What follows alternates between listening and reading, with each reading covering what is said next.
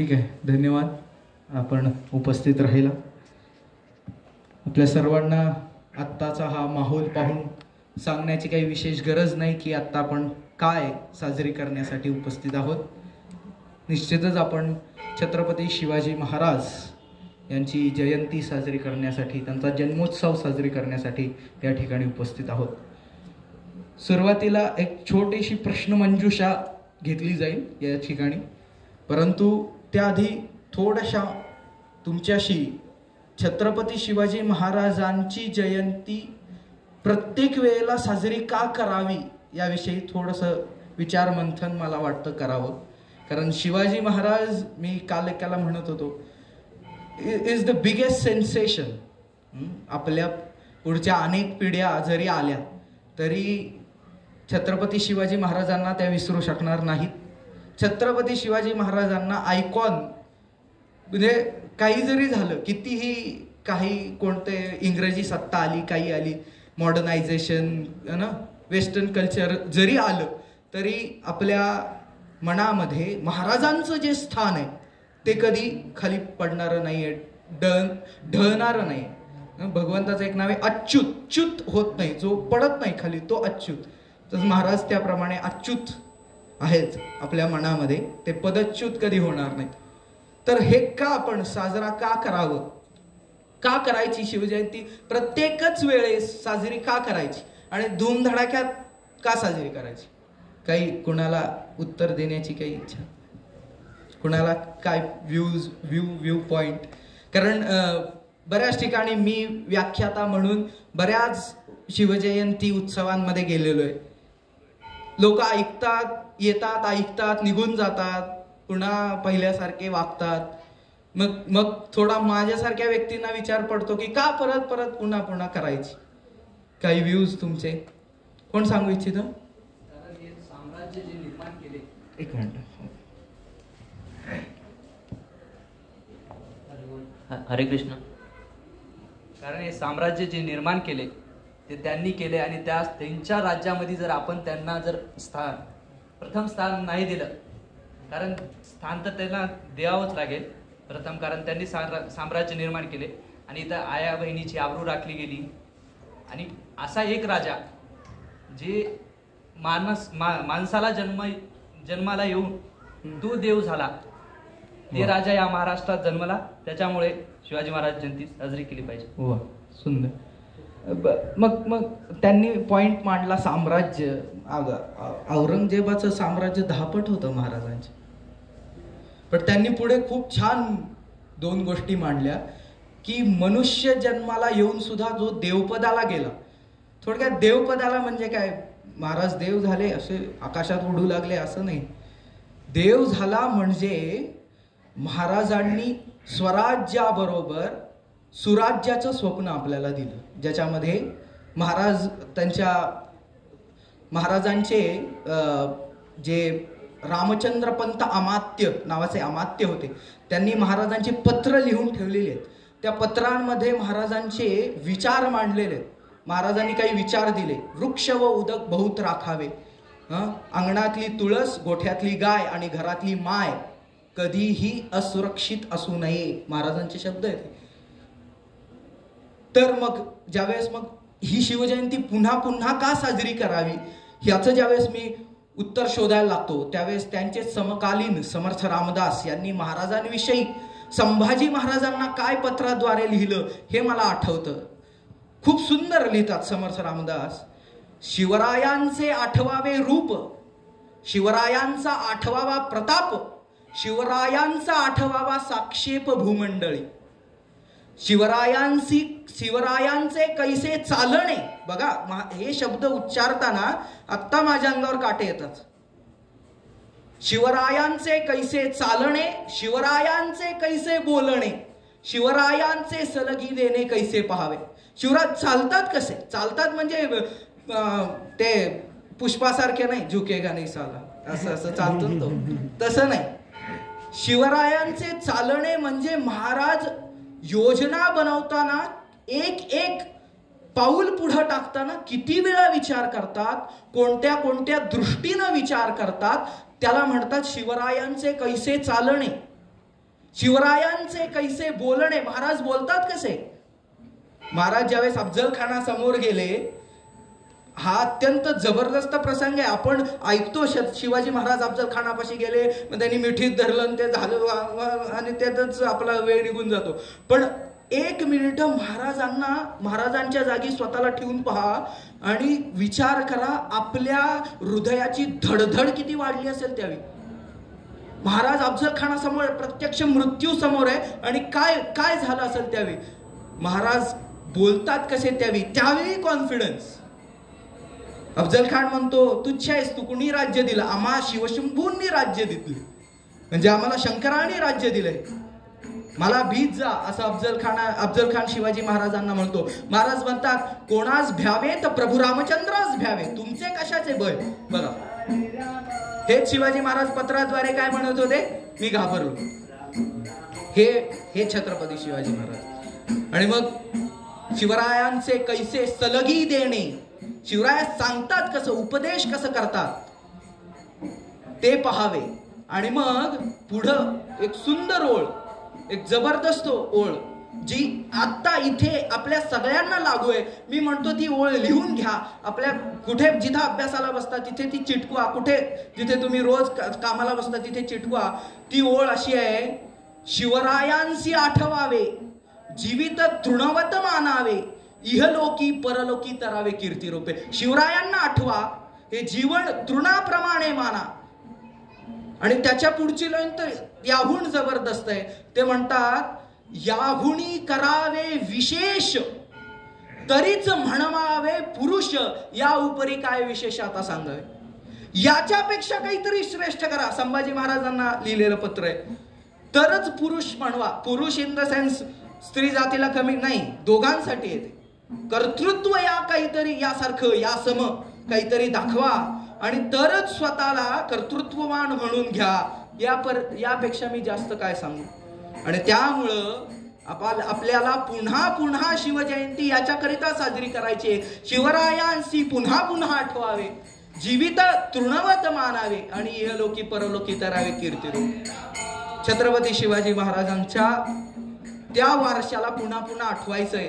त्यासाठी आपण शिवजयंती साजरा करतो, ना की चंद्रकोर लावण्यासाठी, ना की रुद्राक्षाच्या माळा गळ्यात घालण्यासाठी, ना की गाडीवर बसून महाराजांचा झेंडा फिरवत रील्स तयार करण्यासाठी. Not like. नेहमी म्हणत असतो, राजे चंद्रकोर लावतात, राजे गळ्यात रुद्राक्षाच्या माळ घालतात, होंडाच्या गाडीवर बसतात, गाडी ताणतात, गाडीचा ऍक्सिडेंट होतो, राजे हॉस्पिटलमध्ये. महाराजांनी असं निश्चित कधीच नाही केलं. आणि त्यामुळं निश्चयाचा महामेरू, बहुत जनासी आधारू, अखंड स्थितीचा निर्धारू, श्रीमंत योगी म्हटलेलं आहे महाराजांना. यशवंत, कीर्तिवंत, सामर्थ्यवंत, वरदवंत, धर्मवंत, नीतिवंत, जानता राजा. काय एक एक विशेषण आहेत महाराजांची. धीर, उदार, गंभीर, शूर, क्रियेसी तत्पर, सावधपणे नृपवर तुच्छ केले. या महान जाणत्या राजाच्या जन्मोत्सवा दिवशी आपण सर्वजण इथं उपस्थित आहात. आपण त्यांना प्रथमतः अभिवादन करूया, छत्रपती शिवरायांना. आणि मग आपण आपली जी क्विज आहे, प्रश्नमंजुषा आहे, ती आपण पाहूया. सर्वजण तयार आहात?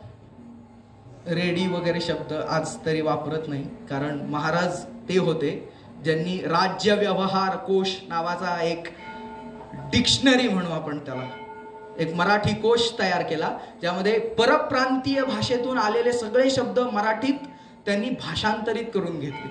महाराजांना एवढं प्रेम होतं आपल्या मराठी भाषेविषयी, आणि त्याच महाराजांच्या महाराष्ट्रात आज मराठीपेक्षा इंग्रजी शाळा जास्त आहेत. हे आपलं दुर्भाग्य. हरकत नाही, आपण पुढे जाऊया. इथे आपण ही प्रश्नमंजुषा ठेवलेली आहे, तिथे वेळ आहे. तर ठीक आहे, वेळेचं बंधन नाही आहे. या प्रश्न मी तुम्हाला सांगेल आणि मग ज्यांना याचं उत्तर येतं त्यांनी हात वरती करायचा आहे.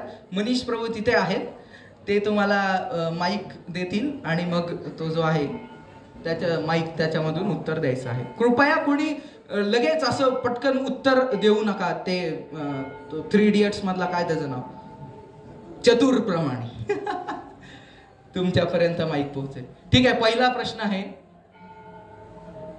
स्वराज्यात धार्मिक व्यवहाराचे काम कोण पाहत होते? ना ऑप्शन दिसत. हा, पहिलं बहिर्जी नाईक ऑप्शन, दुसरं गागा भट्ट, तिसरं मोरेश्वर पंडितराव, चौथं रामेश्वर शास्त्री. हात वरती करा ज्यांना. आपलं नाव पण सांगा. माझं नाव संजय गोडके. स्वराज्याचे धार्मिक व्यवहाराचे काम म्हणजे धार्मिक व्यवहाराचे काम गागा भट्ट बघत. बघूया उत्तर. उत्तर चुकलेलं आहे. गागा भट्टांनी धार्मिक काम म्हणून महाराजांचा राज्याभिषेक केला. महाराजांच्या मंत्रिमंडळामध्ये ते नव्हते. सो पंडितराव नावाची एक विशेष पदवी होती, ती त्या व्यक्तीसाठी होती जो धार्मिक काम पाहतोय, तर ते मोरेश्वर पंडितराव यांच्यासाठी होती. आपण पुढे जाऊया. ठीक आहे, खूप परंतु काय म्हणू, पहिला डाव देवाचा आपण म्हणतो त्याप्रमाणे. छत्रपती शिवाजी महाराजांचा प्रमुख गुप्तहेर कोण होता? त्या प्रभूजींनी उत्तर त्यांनी हात वरती केला. ऑप्शन दिसतायत का? मी रिपीट करू, पुन्हा बोलू? भैरजी नाही. बरोबर, हरी बोल. आपलं नाव काय? प्रमोद. प्रमोद प्रभूंसाठी जोरदार टाळ्या.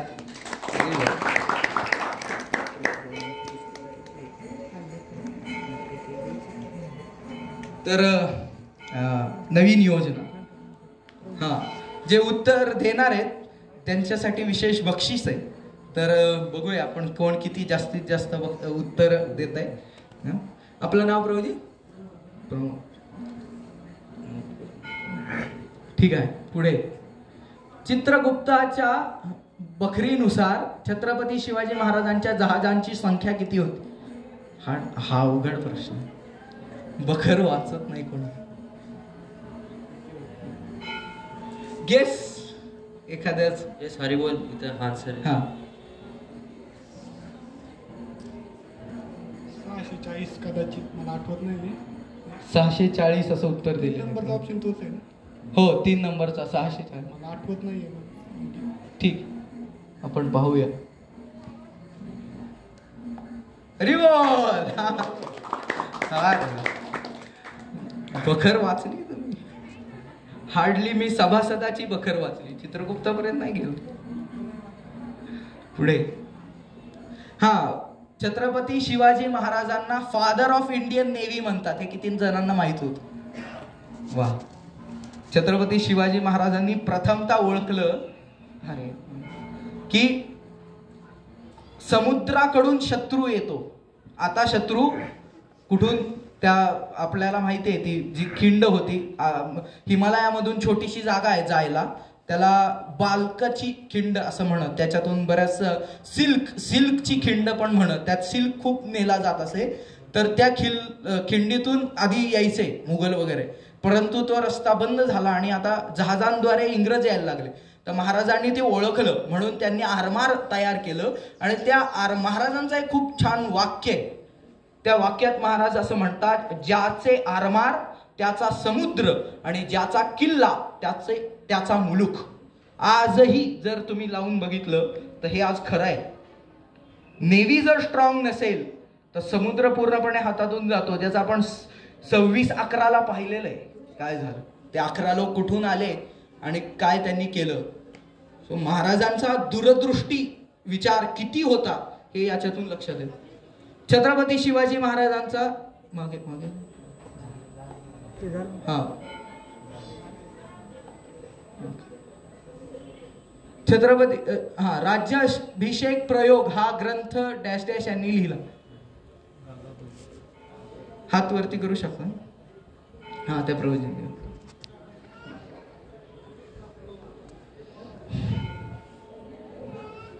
टागोर नाही. अर्थातच गागा भट्टांनी राज्याभिषेक ग्रंथ प्रयोग हा ग्रंथ त्यांनीच लिहिला. कारण ज्यावेळेस राज्याभिषेक होणार होता त्यावेळेस सामग्री वगैरे काय, प्रोसिजर कशी, प्रक्रिया कशी याबाबत विचारणा केली असता त्यांनी तो, आज तुम्ही गेला ब्राह्मणाकडे सत्यनारायण पूजा नाही का, तो प्रोसिजर एवढी मोठी होती, त्यांनी ग्रंथ लिहून टाकला सगळा. तो राज्याभिषेक प्रयोग नाही ग्रंथ.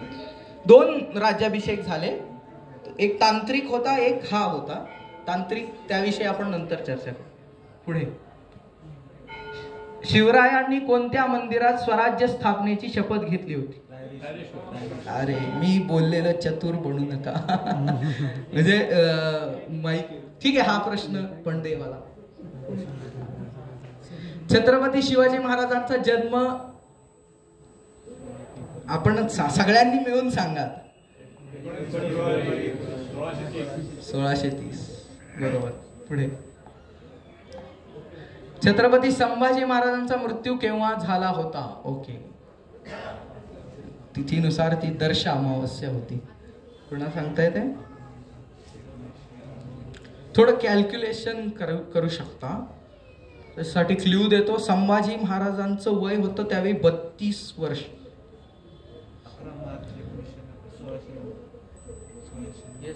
हात वरती करा. एक 2 नंबरवाला ऑप्शन काय आहे? 2 नंबरचा आहे 13 मार्च 1689. ठीक आहे, तुमचा आहे 13 मार्च आणि तुमचा आहे चौथा ऑप्शन 11 मार्च. चौथा पण 11 मार्च 1690. अच्छा, 89. पहिल्यांदा 13 वाला करा. 13. हा, दोघांचंही यांनी साल बरोबर सांगितलं, यांनी तारीख बरोबर सांगितली. तर 11 मार्च 1689 साली महाराजांना, संभाजी महाराजांना औरंगजेबाद्वारे अतोनात छळ करून मृत्यू आला. मृत्यू आला हे म्हणण्यापेक्षा मृत्यूनी महाराजांचं स्वागत केलं. खऱ्या अर्थानं महाराज मृत्युंजय झाले त्या दिवशी. त्याला आपण मृत्युंजय अमावस्या म्हणतो. म्हणजे इतका अतोनात छळ.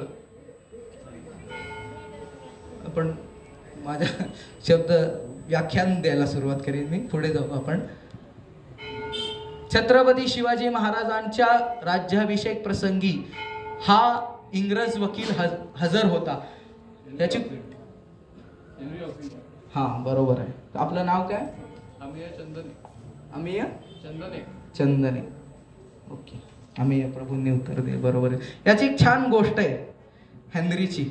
हा हेनरी हा म्हणजे त्याला इतका अप्रूप होतं की तो राज्याभिषेक, तो डायरी लिहायचा आणि राज्याभिषेकासाठी तो रायगडावर गेला आणि मग त्यांनी सगळं एवढं पाहिलं. बापरे बाप, म्हटलं आमचे व्हिक्टोरिया वगैरे काय तिचं तर काहीच नाही एवढं. ते व्हिक्टोरिया इन द सेन्स त्यावेळी व्हिक्टोरिया ही राणी नव्हती, ती नंतर आली, परंतु त्या काळी जो त्यांची राणी होती.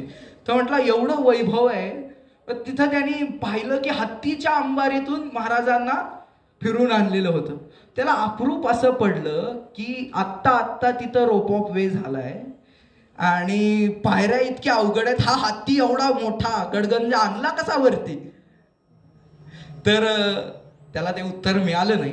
परंतु शहाजी राजे ज्यावेळेस रायगड पाहायला आले होते खूप आधी, महाराज त्यांना दाखवायला घेऊन गेले, त्यावेळेस हत्तीची 2 पिल्लं वरती नेली होती. तर ती हत्तीची 2 पिल्लं, त्यातला एक मोठा, त्या दोन्ही मोठे झाले, त्याच्यातला एक त्याच्यावर बसून महाराज अंबारीतून फिरले. आणि आपल्याला प्रसिद्ध फोटो माहिती आहे, तो झुकल्या वाकल्या गर्विष्ठ माना या सिंहासनापुढी. तो प्रसिद्ध फोटो आहे की महाराज बसलेले आहेत आणि तो हेनरी येऊन मुजरा करतोय, तोच तो हेनरी. ठीक आहे. छत्रपती शिवाजी महाराजांचे महाराष्ट्राबाहेर भव्य मंदिर कोणत्या ठिकाणी आहे? General knowledge.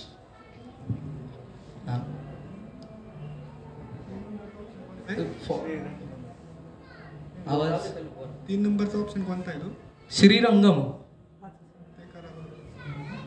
अच्छा, पहिला आहे श्रीशैलम, 1 मिनिट. दुसरा आहे तिरुपती, तिसरा आहे श्रीरंगम आणि चौथा आहे बंगळुरू. तुमचा काय? श्रीरंगम. इतरांचं काही?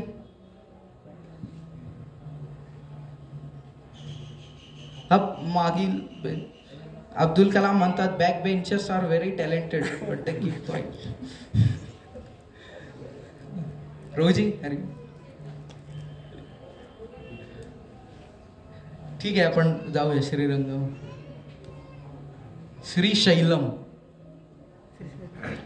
हा, या ठिकाणी महाराजांचे मंदिर आहे. दक्षिण भारतातच आहे ते श्रीशैलम. छत्रपती शिवाजी महाराजांच्या राज्याची प्रथम राजधानी कोणती होती? सगळं माहिती आहे, सर्वश्रुत राजकाट. हाही प्रश्न देवाला. छत्रपती शिवाजी महाराजांनी जावळीच्या भोरप्या डोंगरावर हा बुलंद किल्ला बांधला, खूप प्रसिद्ध. हा, ते प्रभूजी. हा, बरोबर आहे. आपलं नाव परत सांगा प्रभूजी. संजय बोडके. छत्रपती शिवाजी महाराजांनी इसवी सन मध्ये सुरतवर स्वारी केली. हा शाहिस्ता खान गेल्यानंतरचा प्रसंग आहे. हा, अरे 1664 साली. ठीक आहे, पाहूया. बरोबर आहे उत्तर. नाव अमीर. तर याची खूप सुंदर कथा आहे याची, सुरतेच्या लुटेची. सुरतवर ज्यावेळेस लूट करायची होती त्यावेळेस महाराजांनी त्यांच्या गुप्तहेर खात्याचा इतका जबरदस्त उपयोग करून घेतला होता की महाराजांना सुरतेचा ब्लूप्रिंट त्यांच्या हातात होता, महाराजांच्या हातामध्ये. आणि त्यांचा वकील सुरतेचा जो सुभेदार होता त्यांचा वकील महाराजांकडे आला आणि महाराजांनी त्याला सगळं सांगितलं, कुठं सोनं आहे, कोण किती श्रीमंत आहेत, कोण असं आहे, कोण तसं आहे. तो इतका घाबरला. तो म्हणाला, तुम्हाला एवढं सगळं कसं माहिती आहे? महाराज म्हणाले, तुझा नवाब डोळ्यात कोणत्या प्रकारचा सुरमा घालतो आणि पायाला कोणतं नेलपेंट लावतो एवढं सुद्धा मला माहिती आहे. तो म्हटला, लोक बोलतात ते खोटं नाही. महाराज म्हणले, काय तुमच्याकडे चेटकं आहेत? महाराज म्हटले, खूप सारी चेटकं आहेत आमच्याकडे. म्हणजे महाराजांनी या अफवा तशा राहू दिल्या. महाराज तिथे अंधश्रद्धा निर्मूलन नाही, महाराजांना स्वराज्य स्थापन करायचं होतं, त्याच्याकरिता काही टॅक्टिक्स होत्या महाराजांच्या. तर त्यांनी हा एक सुंदर प्रसंग जो मला आठवला तो सांगितला. छत्रपती शिवाजी महाराज यांचे जन्मस्थळ कोणत्या तालुक्यात आहे? बरोबर आहे. छत्रपती शिवाजी महाराजांनंतर गादीवर कोण बसले? हे पण जगविख्यात आहे. ऍक्च्युअली हा प्रश्न असा लिहायला पाहिजे होता, फॉर्मली कोण बसलं आणि नंतर मग कोण आलं. महाराजांनंतर लगेच गादीवर कोण बसले कोणाला माहिती आहे? फॉर्मॅलिटी म्हणून राजाराम महाराज. हा, कारण गादी खाली ठेवू नये असं म्हणतात. त्यामुळे ज्यावेळेस दशरथ महाराज सुद्धा वारले, लगेच त्याला बोलवणं धाडलं भरताला, कारण गादी ही मोकळी राहू नये असं सांगितलं. छत्रपती शिवाजी महाराजांनी राज्याभिषेकावेळी निर्माण केले अष्टप्रधान. राईट. सगळ्यांनीच उत्तर दिलं, सगळ्यांना पुस्तकं द्यावी लागतील एकेकाने. अफजल खान भेटीच्या प्रसंगात छत्रपती शिवाजी महाराजांचे वकील कोण होते? खूप म्हणजे हा प्रश्न अफलातून आहे. यांची एक आठवण पण सांगतो, पंताजी गोपी. ओके, माझ्याकडूनच हे झालं ते. हा, पंताजी गोपीनाथ हे त्यांचं नाव होतं, पंताजी गोपीनाथ बोकील. तर महाराजांनी त्यांना बोलवून घेतलं आणि म्हटलेले महाराज की पंताजी काका, तुम्हाला जेवढं खोटं बोलता येतंय तेवढं खोटं बोला, नंतर काय तुमचं प्रायश्चित्त वगैरे ते मी करून घेतो. कारण इथं आपण म्हणू ना पाप पुण्य नाही, महाराजांचं इंटेन्शन होतं स्वराज्य, हेतू स्वराज्य निर्माण करण्याचा. तर त्या काही सुरुवातीला काही पाप जरी झालं तरी चालेल. शाठः शाठ्यम असा महाभारतात श्लोक आहे. मग ते नरो वा कुंजरोवाचा प्रसंग माहितीये? युधिष्ठिर महाराजांना विचारण्यात आलं द्रोणाचार्याकडून की कोण मेला, माझा पुत्र मेला का अजून कोण मेले? ते म्हटलं ते म्हटले अश्वत्थामा मेला. आणि हळूच बोलले की नर मेला का हत्ती मेला माहित नाही असं ते बोलले. तर तो जो प्रकार आहे महाराजांना माहिती होतं की एकदम सरळ चालून चालत नाही. तर त्याच्यामध्ये समर्थांची एक ओवी आहे, ते खूप छान म्हणतात, खटासी व्हावे खट, उद्धटासी उद्धट, खटनटासी खटनट अगत्य करावे. महाराजांनी त्याचा वापर खूप छान पद्धतीनं पंताजी गोपीनाथ बोकील यांच्याद्वारे करून घेतला. पुढे शिवकालीन शिवराई नाणे या धातूचे होते. मेटलर्जी कोणाची आहे का? बीटेक मेटलर्जी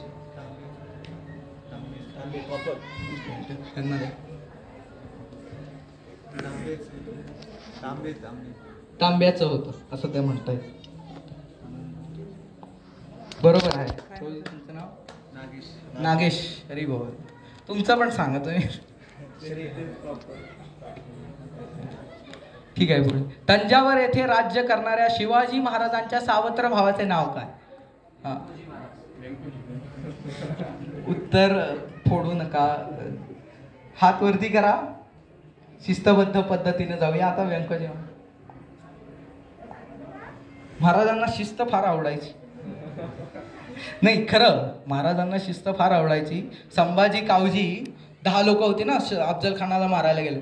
संभाजी कावजींनी काय केलं? मुंडकं कापून आणलं. अफजल खानाचं जे मुख आहे ते कापून आणलं. महाराज त्याची वाट बघत बसलेले. महाराज म्हटले, मी 10 जण मोजले, 9 जण भरले, तू कुठं होतास? संभाजी कावजी म्हटला, नाही मला असं वाटलं वाघ नखे मारलेत, मरायचा का नाही. मग म्हटलं मी सरच कापून आणतो. महाराज म्हटले, त्याच्यात विष होतं, परंतु तू इथं असणं गरजेचं होतं का? कारण पुढं जाऊन तोफांचे बार द्यायचे होते आपल्याला वरती जाऊन. मी वेळेवर पोचलो नाही तर तोफांचे बार होणार नाहीत. तोफांचे बार झाले नाहीत तर हल्ले होणार नाहीत, आणि हल्ले झाले नाहीत तर लोकांना जागच्या जागी पकडून मारता येणार नाही. महाराजांचं टाइम मॅनेजमेंट बिलकुल परफेक्ट. हा त्यात आहे. शिवाजी महाराजांच्या राज्यात अभिषेक वेळी कोण पौरोहित होते? हा झालेला आहे प्रश्न त्यांनीच. कर्नाटक मोहिमेवरून छत्रपती शिवाजी महाराज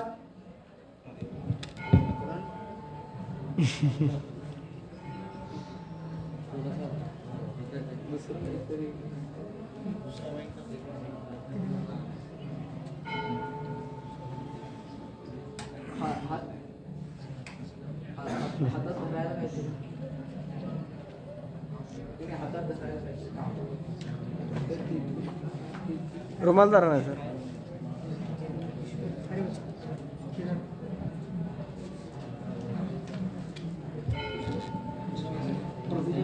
होती ते चालू करा ना, ते बंद केलं त्यांनी. हरे कृष्ण. ठीक आहे. आपल्यामध्ये आता आपण ज्या गोष्टीसाठी वाट पाहत आहोत ते जे आजचा विषय आहे, भक्ती आणि शक्ती संगम.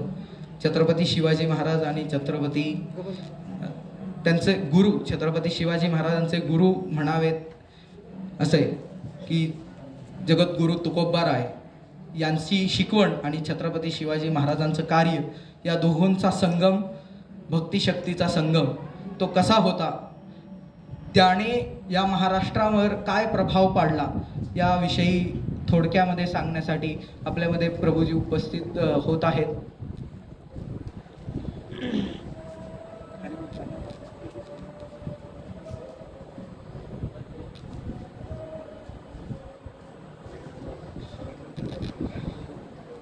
जोरदार टाळ्यांनी आपण वेदांत चैतन्य प्रभूंचं स्वागत करायचं आहे. मगाशी जे सांगितलं समर्थांच्या ओव्यांमधली त्यातली एक ओवी आहे ती अशी की या भूमंडळाचे ठाई धर्मरक्षी ऐसा नाही, महाराष्ट्र धर्म राहिला काही तुम्हा कारणे. समर्थ शिवाजी महाराजांना असं म्हणतात की या संपूर्ण भूमंडळामध्ये धर्माचं रक्षण करणारा कोणी नव्हता. तुमच्यामुळं जो काही महाराष्ट्र धर्म आहे, संस्कृती आहे ती टिकून राहील. तर ती कशामुळे टिकून राहील? महाराजांना धर्म लक्षात कसा आला? तर याचं उत्तर मी नेहमी माझ्या व्याख्यानातून देत असतो की महाराज कथा कीर्तनाला जात असत. मोठ्या मोठ्या संतांच्या कीर्तनामध्ये महाराज उपस्थित राहत असत. ते खाली बसून ते ऐकत असत आणि त्यातून त्यांना उमगत गेलं की खरा धर्म काय आहे. आणि मी त्यामुळे नेहमी एक वाक्य म्हणत असतो. ते वाक्य असं की मी प्रभूजींना विनंती करतो की महाराजांना पुष्पहार आणि फुलं अर्पण करून प्रतिमेचं पूजन करावं. छत्रपती शिवाजी महाराज की जय.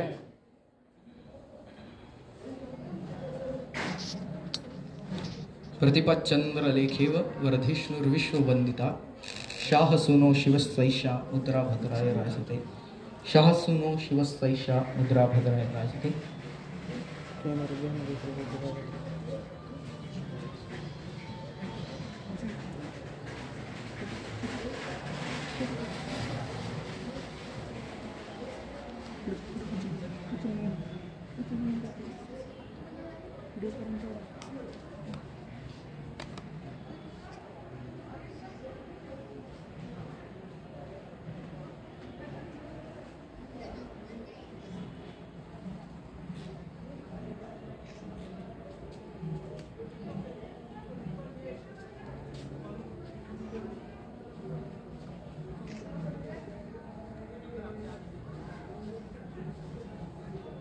तर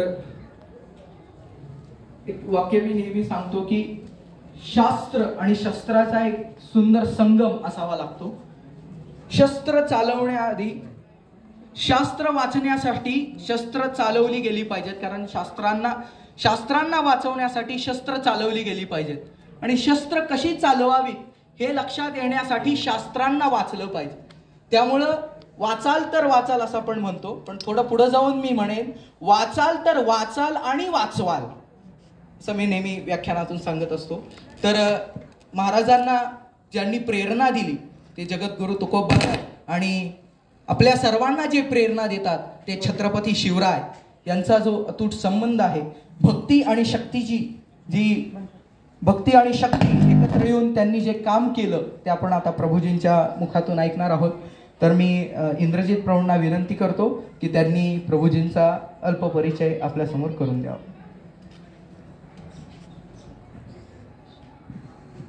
हरे कृष्ण. तर सर्वांचं स्वागत आहे आजच्या कार्यक्रमात. सर्वप्रथम मला हे जाणून घ्यायचं आहे की इथे हिंदी किती लोकांना पाहिजे. ठीक आहे. आणि मराठी कळतच नाही अशी किती जण आहे. ठीक आहे. भले हा प्रोग्राम शिवजयंतीचा जरी असला तरी आपण हिंदीतनं हिंदीतनं आपण प्रोग्राम ठेवूया जेणेकरून सर्वांनाच ते सोयीस्कर राहील. आणि कुणाला काही प्रश्न असतील किंवा काही विचारायचं असेल, चर्चा करायची असेल तर ते कार्यक्रमानंतर आपण एक काही वेळ ठेवूया, त्या दरम्यान आपण चर्चा करू शकतो. तर मी सर्वप्रथम सर्वांचं स्वागत करतो आणि सर्वांचा खूप खूप आभार की ह्या कार्यक्रमासाठी तुम्ही सर्वजण एवढे वेळ काढून आलात. त्यानंतर आज आपल्याला म्हणजे छत्रपती शिवाजी महाराजांचं गौरव हे अख्ख्या भारतालाच नाही अख्ख्या जगाला ख्याती आहे. परंतु आपण महाराजांचे जे काही जीवन आहे ते आपण त्यांचं गौरवशाली जीवन पाहत आलो.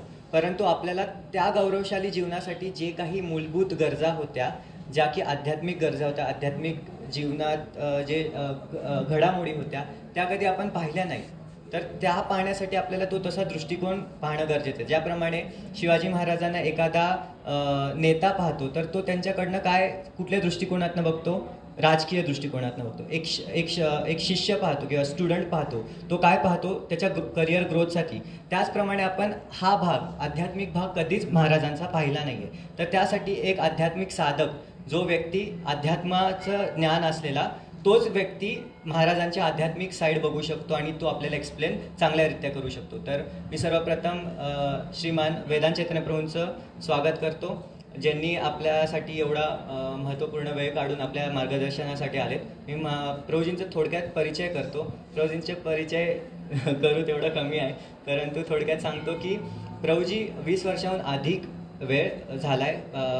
प्रभूजी आपल्या इस्कॉन मध्ये युथ प्रचार म्हणजे आपल्या युवकांच्या प्रचारासाठी समर्पित आहेत. प्रभूजींनी त्या सुरुवातीपासून आत्तापर्यंत त्यांच्या भरपूर वेगवेगळ्या परिस्थितीत, म्हणजे त्यांच्या शरीराच्या काही घडामोडी होत्या त्यावेळेसुद्धा किंवा जेव्हा भरपूर सेवा होत्या तरीसुद्धा त्यांनी युवकांच्या प्रचाराला खूप महत्त्व देऊन ही प्रेरणा जागृत ठेवली. ज्याप्रमाणे छत्रपती शिवाजी महाराजांनी स्वराज्याची प्रेरणा ज्याप्रमाणे म्हणू शकतो जागृत ठेवली अख्ख्या भारतात, त्याप्रमाणे आपल्या इस्कॉन गोविंदधामच्यासाठी प्रभूजींनी यूथ प्रिचिंगची प्रेरणा जागृत ठेवली, जेणेकरून आज आपण सगळे इथे बसू शकलो आहे. आणि तुम्हा आम्हा सगळ्यांना प्रेरणा देण्याचे स्रोत म्हणलं तरी चालेल तर प्रभूजी आहेत.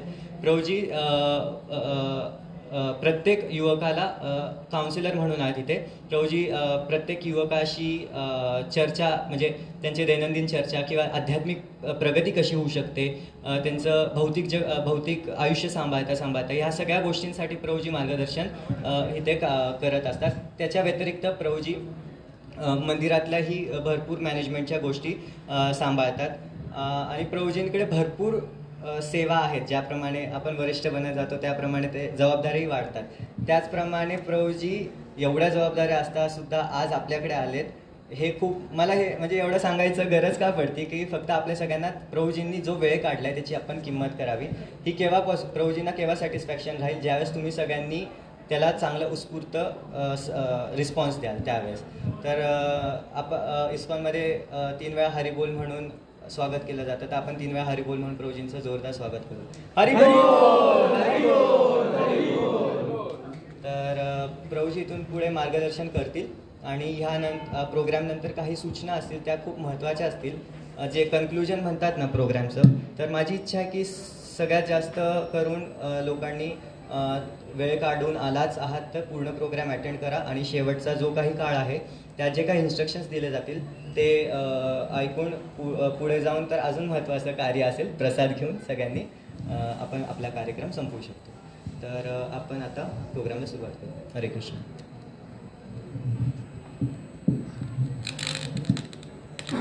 ओमज्ञानतिमिरन्धस्य ज्ञानाञ्जनशलाकया चक्षुरुन्मीलितं येन तस्मै श्रीगुरवे नमः.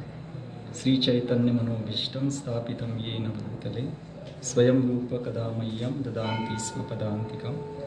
वन्देऽहं श्रीगुरोः श्रीयुतापदकमलं श्रीगुरून् वैष्णवांश्च श्रीरूपं साग्रजातं सहगणरघुनाथान्वितं तं सजीवं साद्वैतं सावधूतं परिजनसहितं कृष्णचैतन्यदेवं श्रीराधाकृष्णपादान् सहगणललिता श्रीविशाखान्वितां च. नमः ओं विष्णुपदाय कृष्णपृष्ठाय भूतले श्रीमते भक्तिवेदांत स्वामिनिति नामिने. नमस्ते सारस्वती देवे गौरवाणी प्रचारिणे निर्विशेष शून्यवादी पाश्चात्य देशतारिणे. वाञ्छाकल्पतरुभ्यश्च कृपा सिन्धुभ्येव च पतितानां पावनेभ्यो वैष्णवेभ्यो नमो नमः. जय श्री कृष्ण चैतन्य प्रभु नित्यानंद श्री अद्वैत गदाधर श्रीवासादि गौर भक्तवृंद. हरे कृष्ण कृष्ण कृष्ण हरे हरे हरे राम राम राम हरे हरे. हरे कृष्णा. तो उपस्थित सभी युवकों का हम इस श्री गोविंद धाम में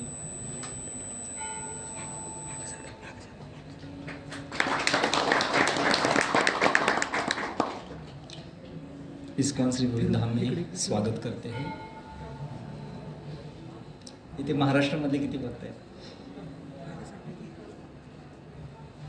अच्छा, महाराष्ट्र के बाहर से कितने हैं? ओके. आपने पहले कभी शिवाजी महाराज जी के जीवन का इतिहास सुना है? हाँ, सुना है.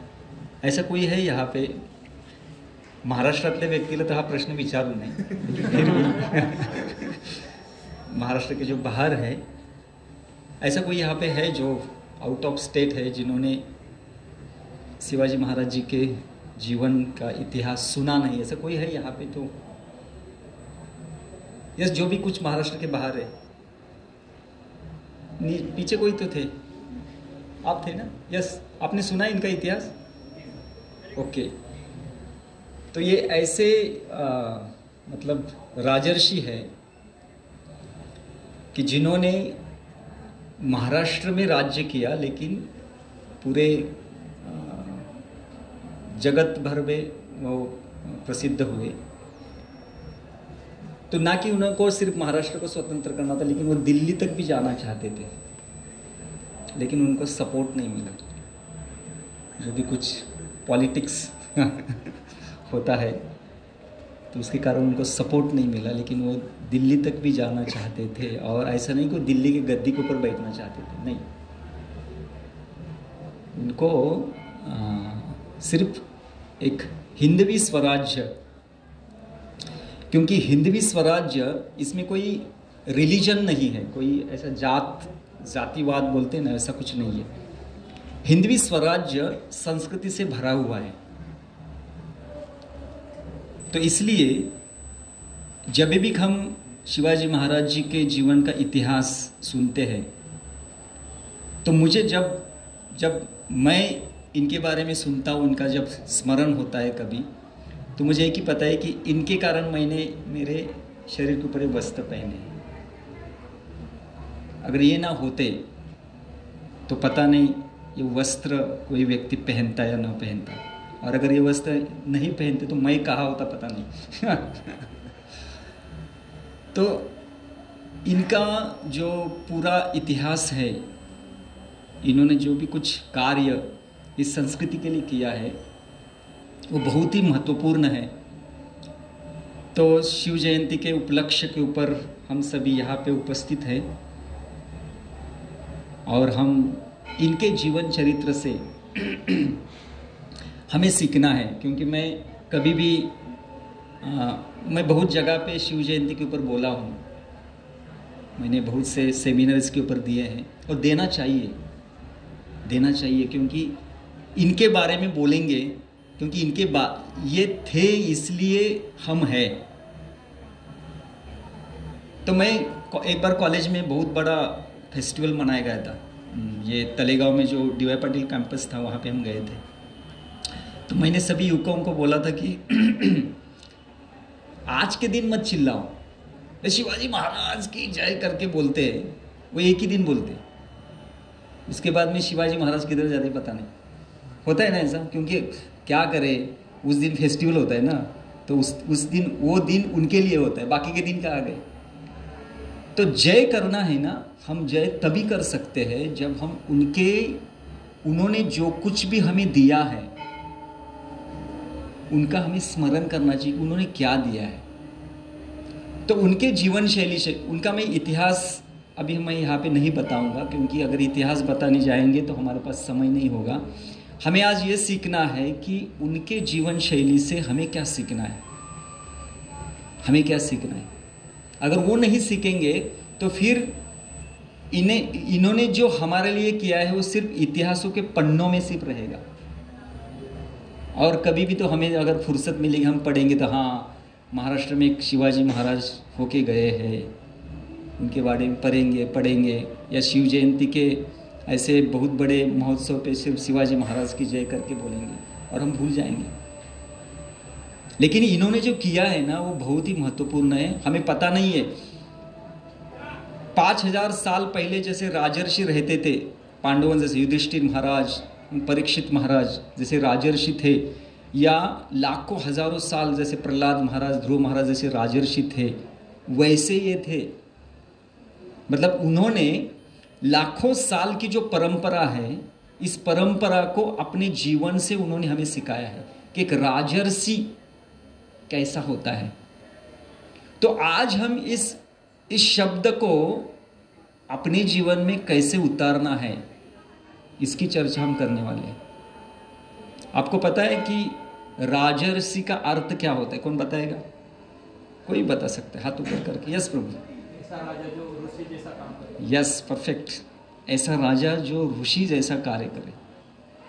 और कोई दूसरा अर्थ है इसका? और कोई बता सकता है?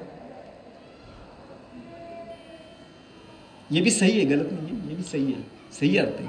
और यस, ऐसा राजा जो ऋषि से मार्गदर्शन लेता है। परफेक्ट, ये भी सही है कि ऐसा राजा जो ऋषि से मार्गदर्शन ले। आपको पता होगा कि पहले ज़माने में राजा क्या करते थे, अपने दरबार में ब्राह्मणों को रखते थे। क्यों ब्राह्मणों को रखते थे? क्योंकि उनसे मार्गदर्शन ले। क्योंकि राजा मतलब जिसके पास रजोगुण है। अगर रजोगुण न हो तो राजा नहीं है, क्योंकि उसको क्या करना है, उसको बहुत बड़ा संघर्ष करना पड़ता है, उसको लड़ाई करनी पड़ती, युद्ध करना पड़ता है। तो युद्ध तो करने के लिए तो शक्ति तो चाहिए। और जिसके पास रजोगुण हो, क्योंकि जब कोई व्यक्ति मैनेजमेंट करता है ना, मैनेजमेंट, तो उसकी बुद्धि कार्य नहीं करती, तो उसके लिए कोई सत्वगुण वाला व्यक्ति चाहिए।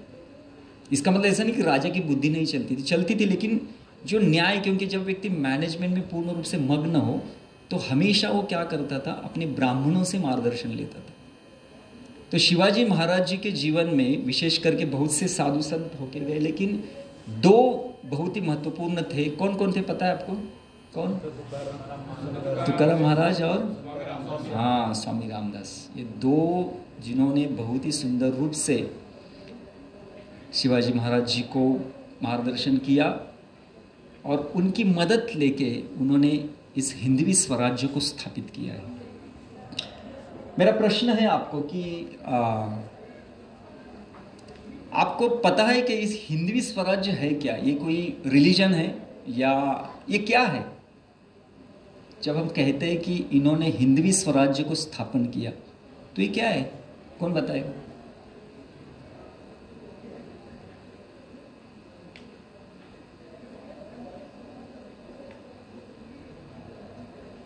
यस, इसको एक्सप्लेन कर सकते हैं? धर्म म्हणजे एका प्रकारे धर्माची स्थापना, धार्मिकता आणि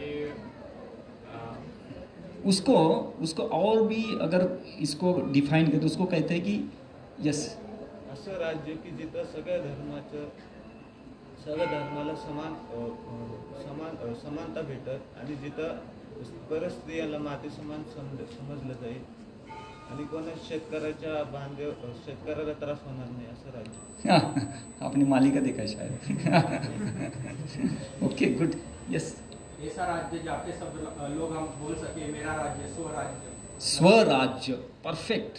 स्वराज्य, ये मेरा राज्य मतलब अगर उस राज्य में कोई भी रिलीजन का अगर व्यक्ति हो. ऐसा है क्या कि शिवाजी महाराज जी के राज्य में मुसलमान नहीं थे? उनके सैन्य में मुसलमान थे, बहुत बड़े पठान थे और बहुत प्रामाणिक थे. शिवाजी महाराज जी का विश्वास था उनके ऊपर. तो स्वराज्य मतलब मेरा राज्य, जहाँ पे लोकल कस्टम, मतलब हर एक जितने भी कुछ रिलीजन है, हर एक रिलीजन के अलग अलग उत्सव होते हैं. तो उस उत्सवों को वो अपने प्रेम से, आनंद के साथ वो मना सकते थे. इसको कहा है मेरा राज्य, स्वराज्य. ये स्वराज्य शिवाजी महाराज जी ने स्थापित किया था. लेकिन वैसे देखा जाए तो ऐसा कभी होता है क्या? कोई राजा अगर राज्य करे, बोलता है कि वो बोलते हैं ना, मेरी आवाज़ सुनो. वो कहते हैं कि जो मैं बोलूँगा वही आपको करना पड़ेगा. लेकिन शिवाजी महाराज ऐसे नहीं थे. उन्होंने उनके लीलाओं में क्या हो गया, उनके लीलाओं में उन्होंने जो कुछ भी ये किया था, सबसे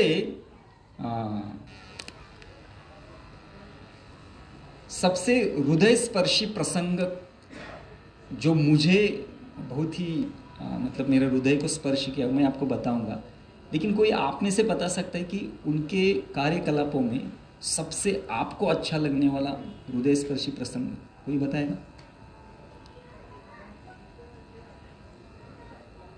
जो भी आपके हृदय को स्पर्श किया उस प्रसंग ने. मैं मेरे बताता हूँ, बहुत से है लेकिन एक था. आपने ये सुना है ना, यहाँ पे कौन सा शहर है, शहर में एक मंसर जाने के पहले लगता है, कौन सा है? यहाँ का कोई एक मुसलमान, यहाँ पे एक ये था, तो उनकी कन्या थी शायद.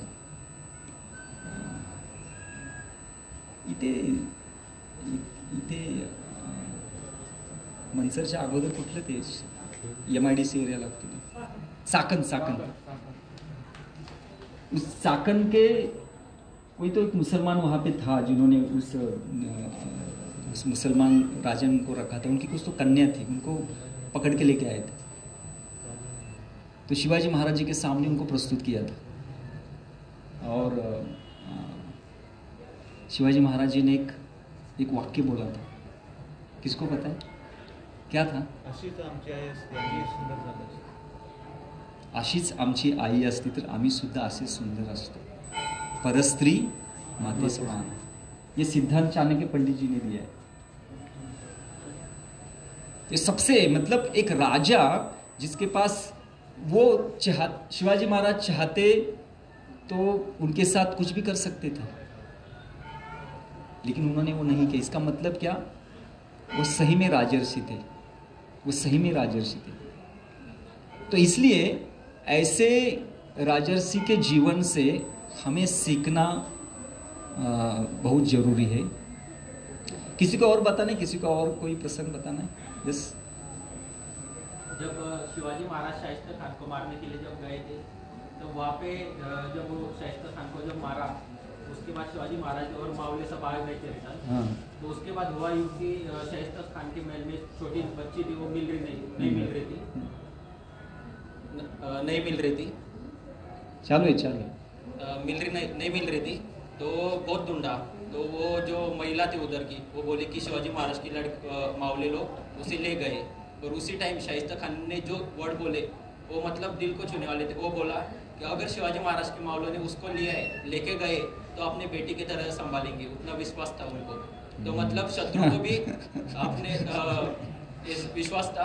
तो वो जो था वो मतलब वो जो शाइस्ता खान ने अपनी डायरी लिखता था उसमें लिखा था ऐसा उसने। देखो, शत्रु अगर किसी स्त्री को लेके जाए और उनके बारे में ये विचार रहेंगे तो क्या कैरेक्टर है उनका, क्या चरित्र है उनका। हम अपने घर वाले व्यक्ति के ऊपर विश्वास नहीं रख सकते, ऐसी हालत है अभी।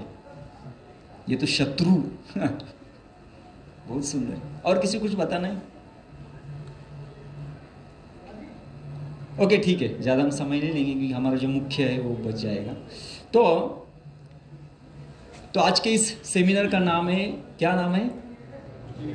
भक्ति शक्ति।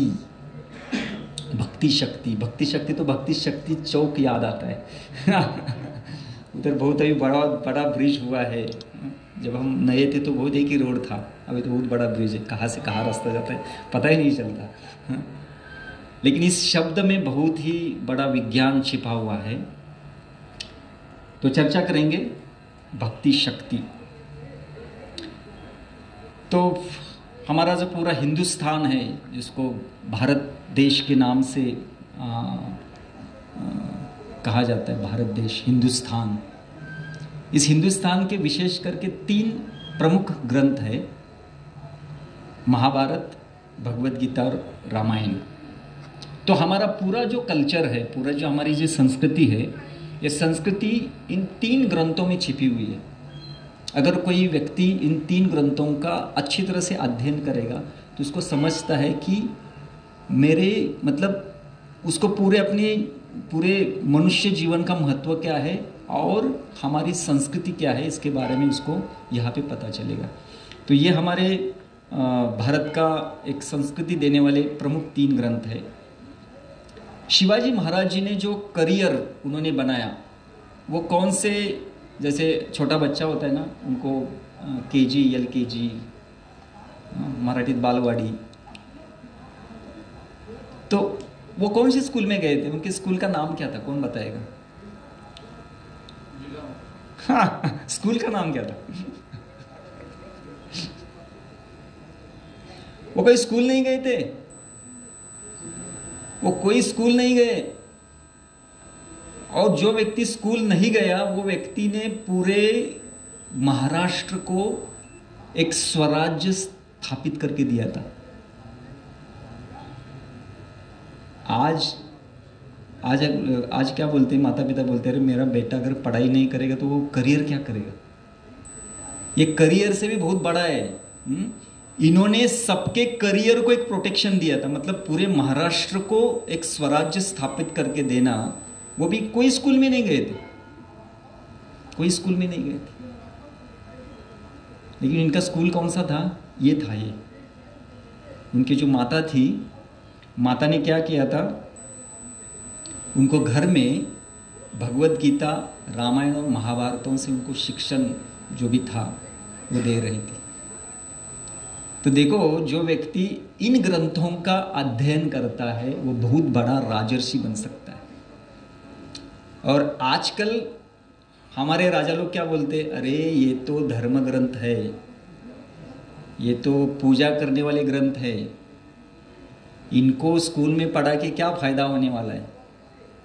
मैं जब स्कूल में था तो हमें स्कूल में प्रहलाद महाराज, ध्रुव महाराज, इनकी कहानी होती थी।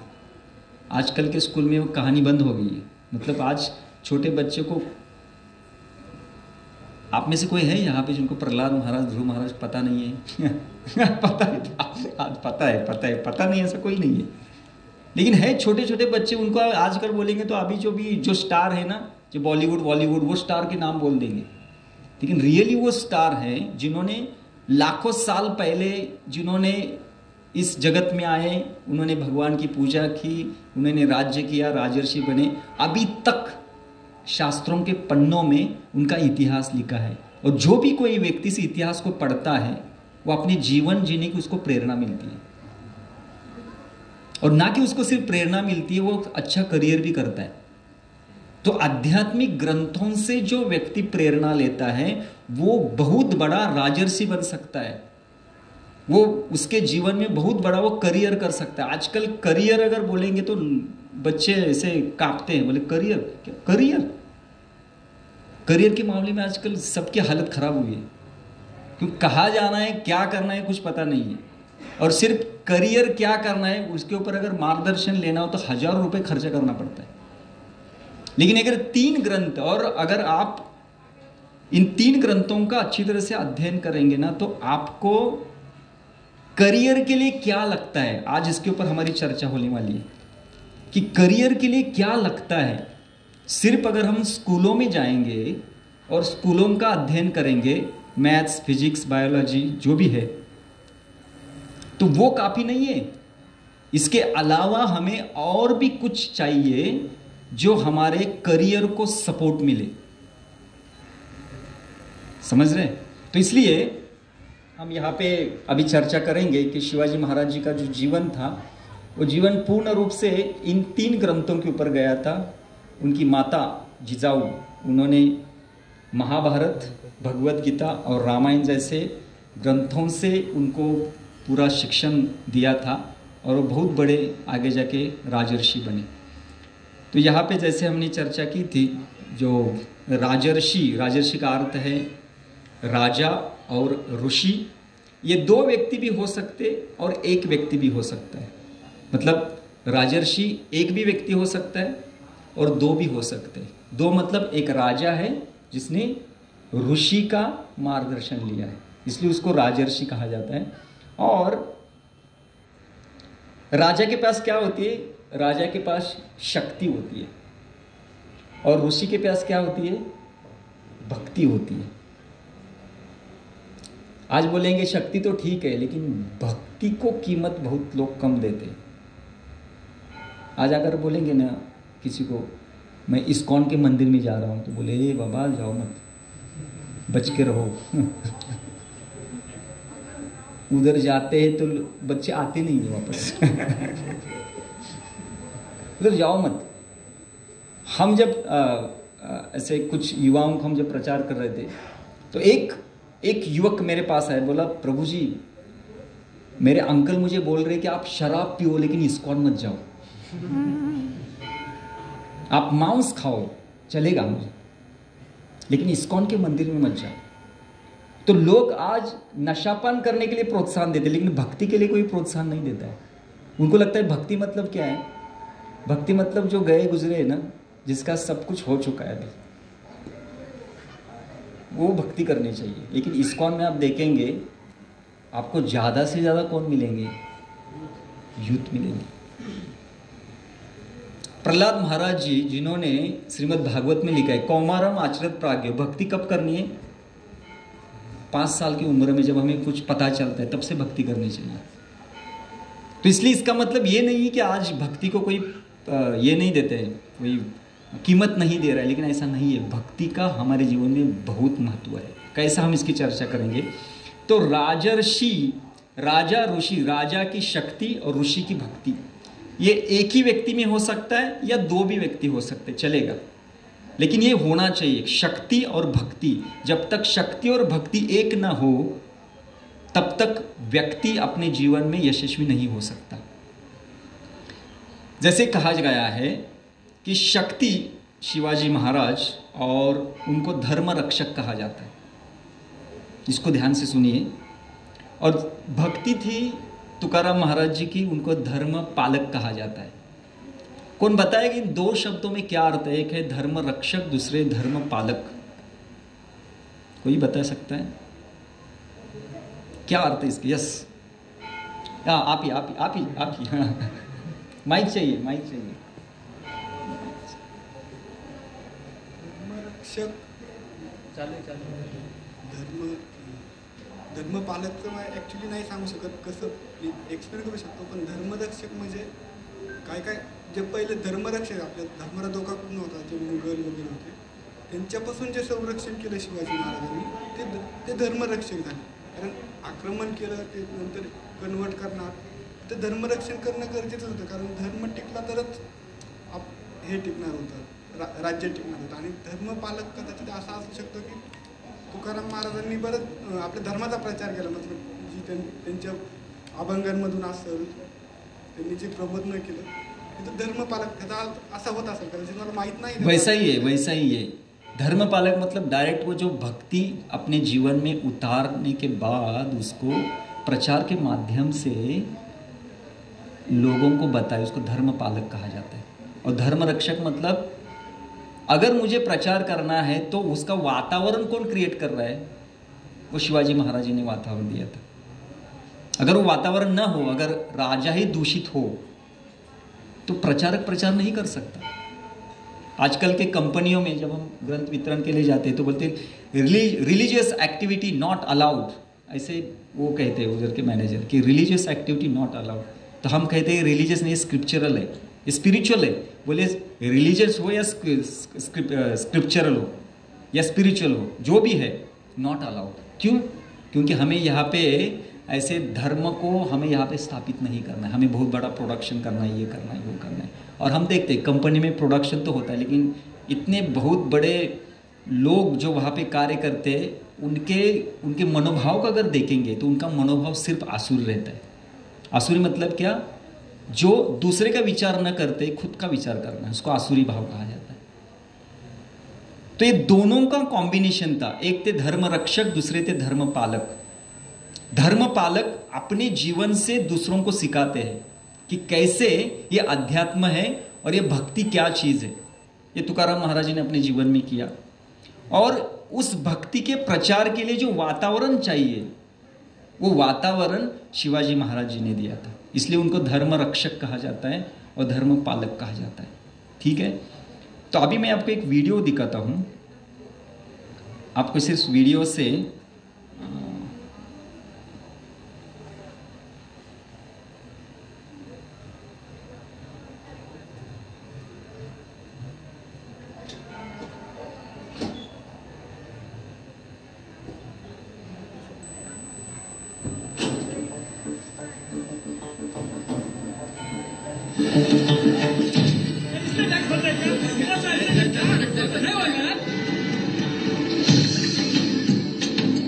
सर आपके लिए उस पार कार का इंतजाम किया है.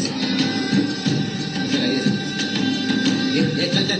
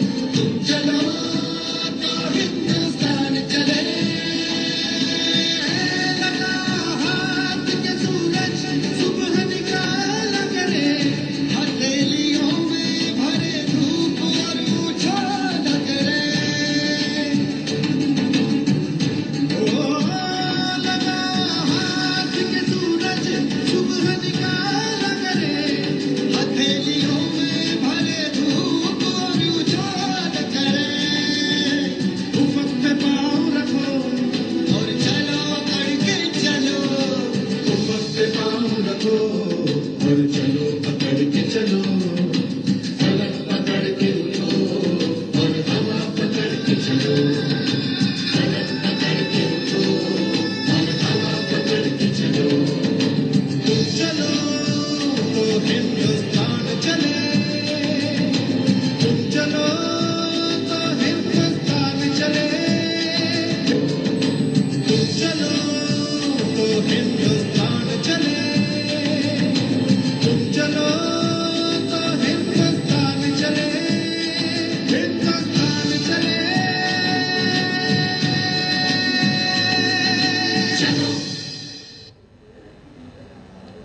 अभी आपको बताना है कि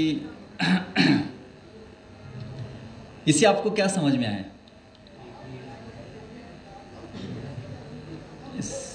कोणीतरी सुरुवात करणं गरजेचं. इसका मतलब ये है कि हमारे समाज में शिवाजी बनने के लिए कोई तैयार नहीं है. तुम करो तुम. सर कैसे है ना, हाँ, लोग चाहते मदद करने के लिए, हाँ, पर लोग मतलब सोचते नहीं अभी कर दूं क्या यार, नहीं तुम पहले से हो जाता है काम. पहले- मतलब सर कैसे रहता ना, हाँ. हम लोग चाहते हैं मदद करने के लिए, हाँ. पर हमारे प्रिंसेस ऑफ माइंड बोलते हैं अरे कर देते हैं यार, नहीं हो पाएगा, हो जाएगा यार, हो जाएगा, तब तक हो जाता है. हम लोग एक्शन लेना नहीं चाहते सर. इसका मतलब यही है कि शिवाजी किसी को बनना नहीं है.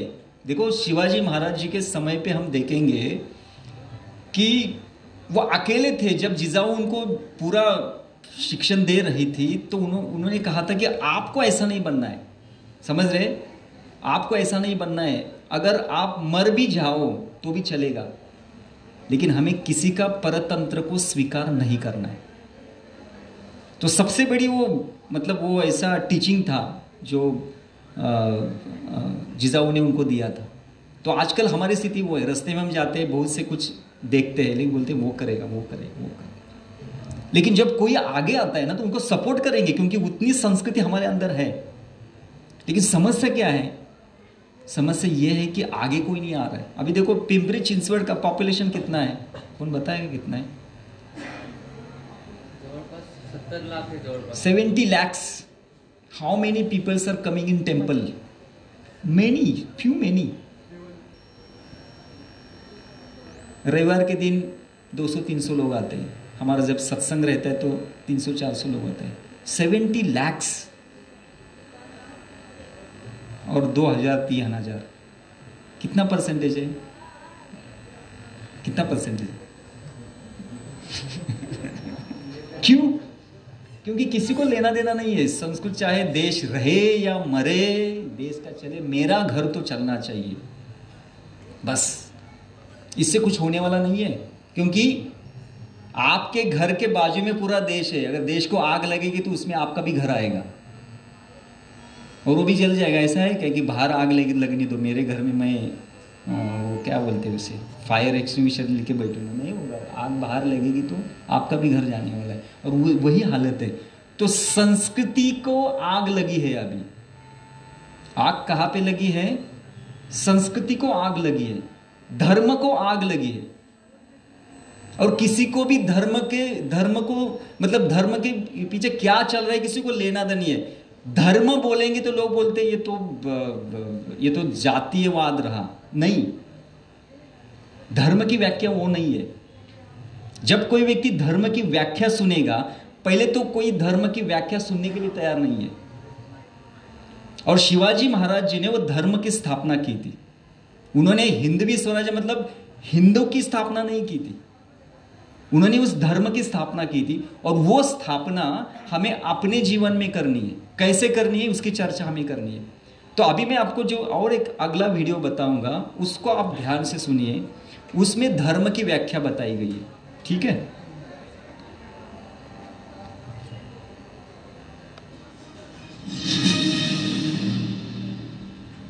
जीके भाई, तोहार हम सबई बात को माना, पर अभय भी हमार मन में एकटू सवाल है. ई ससरा धर्म चीज का है? का होत है ई धर्म?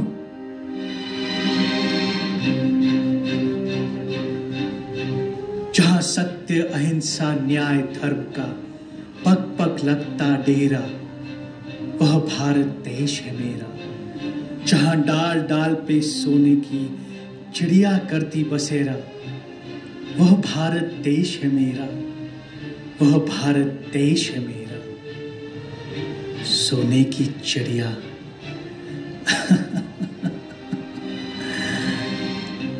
इस भारत भूमि को विश्व सोने की चिड़िया मानता था. पता है क्यों? क्योंकि इसकी जड़ें हमेशा बंधी थी धर्म और संस्कृति से. आज विश्व भर में स्विट्जरलैंड जाना जाता है चॉकलेट्स के लिए, जापान टेक्नोलॉजी के लिए, जर्मनी मशीन्स के लिए, परंतु जब धर्म और संस्कृति की बात आती है तो सारा विश्व भारत की ओर देखता है।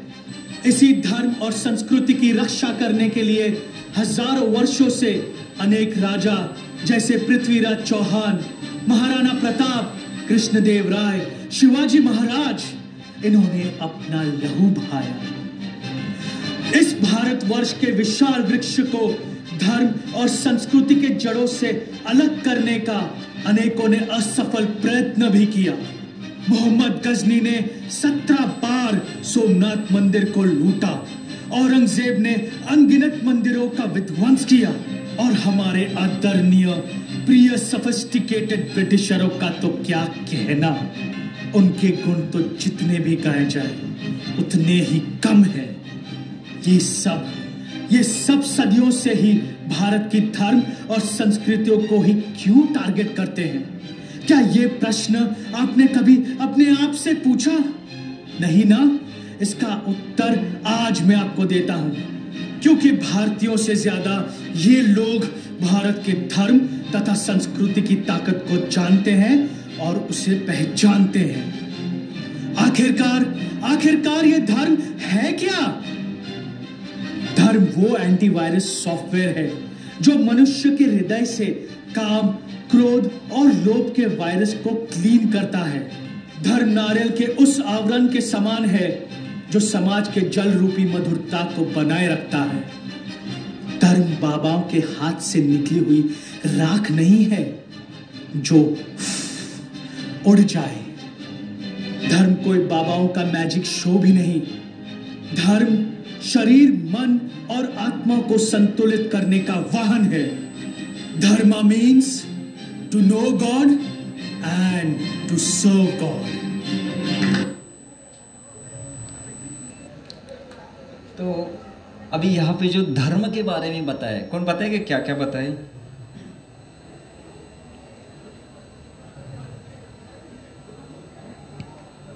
पहले तो चीज, ये धर्म मतलब जैसे उन्होंने कहा कि ये कोई ऐसा जादूगरी नहीं है, चलो आपको कुछ नहीं मिल रहा है, मैं आपको एक ऐसा कुछ मिट्टी देता हूँ जो आपके इधर लगाएंगे तो आपका कल्याण हो जाएगा। ऐसा कुछ चीज़ नहीं है, लेकिन लोग ऐसा कहते हैं।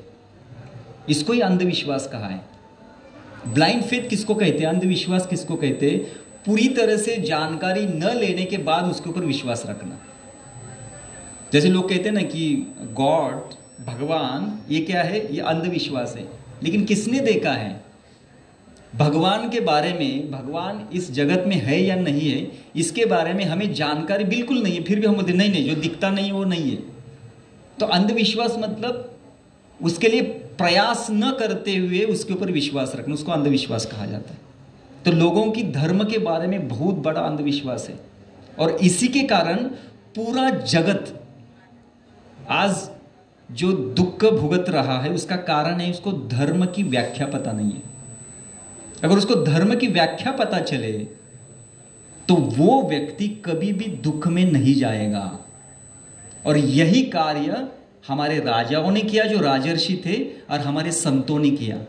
यही कार्य धर्म को प्रसार करना। एक थे धर्म की रक्षा करने वाले जो वातावरण बनाते थे, और दूसरे प्रचारों के द्वारा भगवत गीता, भागवत, रामायण जैसे ग्रंथों से प्रचार करते हुए धर्म का पालन कर रहे थे, खुद के जीवन में और दूसरों को बता रहे थे। इसलिए धर्म रक्षक और धर्म पालक जब एकत्रित होते हैं तभी धर्म बचता है। और अभी हमें पहले तो इस धर्म की व्याख्या को समझना है। तो ठीक है, मैं आपकी परीक्षा ज़्यादा नहीं लूँगा, हम चर्चा करेंगे यहाँ पे। तो पहले तो इन्होंने बताया कि धर्म मीन्स एक एंटीवायरस सॉफ्टवेयर की तरह है। तो वायरस, हमारे हृदय में क्या क्या वायरस है? काम, क्रोध, लोभ, षड रिपुओं का ये वायरस है, ठीक है। तो इनको एंटी, मतलब हमें पता है अगर हमारे कंप्यूटर में वायरस जाता है तो हम क्या करते हैं, उसको एंटीवायरस सॉफ्टवेयर ऐड करते हैं। तो अगर हमारे हृदय में धर्म की स्थापना न हो तो उसका परिणाम क्या है? इसका परिणाम यह है कि हम काम क्रोध लोभ के शिकार होते हैं। आप में से कितने यहां पे हैं जिनके हृदय में काम क्रोध लोभ बिल्कुल नहीं है? हाथ ऊपर कीजिए। कोई एक तो,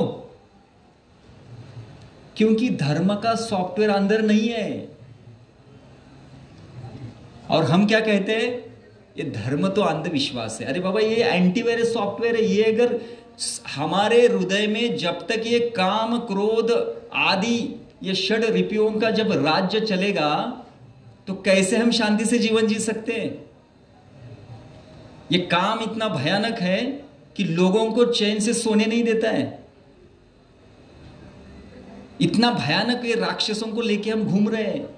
इसका एक ही सॉल्यूशन है, वो है धर्म की स्थापना किधर करनी है? हृदय में करनी है। वो शिवाजी महाराज जी ने वो किया था, वो तुकाराम महाराज जी ने ये किया था, वो हमें करना है। समझ रहे? तो ये एंटीवायरस सॉफ्टवेयर जिससे हम इन काम क्रोध जो षड रिपु है इनसे हम खुद को बचा सकते हैं। और जब तक इनके मुट्ठियों में हम रहेंगे ना, तब तक इस जगत में हम कभी भी शांति से नहीं रह सकते। तो ये पहला बताया गया कि धर्मा मीन्स ये एंटीवायरस सॉफ्टवेयर है जो मनुष्य के हृदय से काम क्रोध लोभ को हटाता है। दूसरा इन्होंने बताया है कि ये नारियल के समान है। नारियल क्या करता है? नारियल जो ऊपर का जो आवरण होता है वो आवरण से अंदर के भाग को प्रोटेक्ट करता है। वैसे समाज की जो जल रूपी जो मधुरता है, विशेष करके संस्कृति को ये धर्म प्रोटेक्ट करता है। अगर धर्म न हो तो संस्कृति का ह्रास होता है, ह्रास। आप में से कोई मुझे बता सकता है कि what is the definition of संस्कृति? कोई बताएगा कि क्या है इस संस्कृति की व्याख्या? या आपको क्या लगता है कि संस्कृति मीन्स दिस दिस दिस?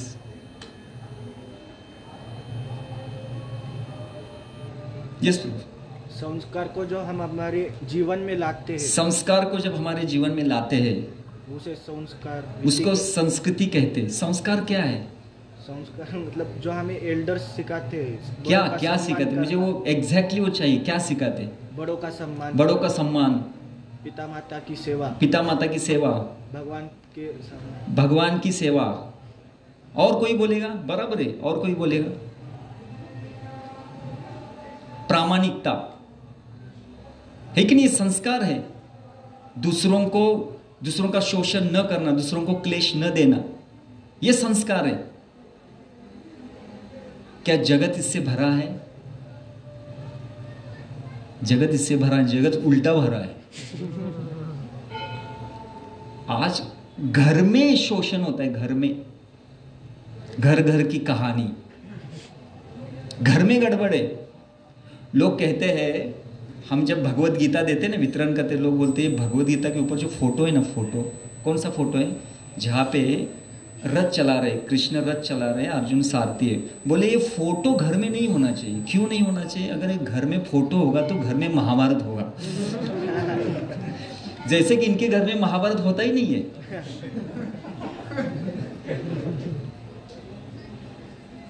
तो आज घर घर की कहानी है कि घर घर में समस्या आ रही है। घर छोड़ो, हमारे हृदय के अंदर समस्या, ये करूं कि वो करूं, ये करूं कि वो करूं, ये करूं कि वो करूं। कितने विचलित हैं हम लोग। बाहर का छोड़ो, हृदय के अंदर हम कितने विचलित हैं।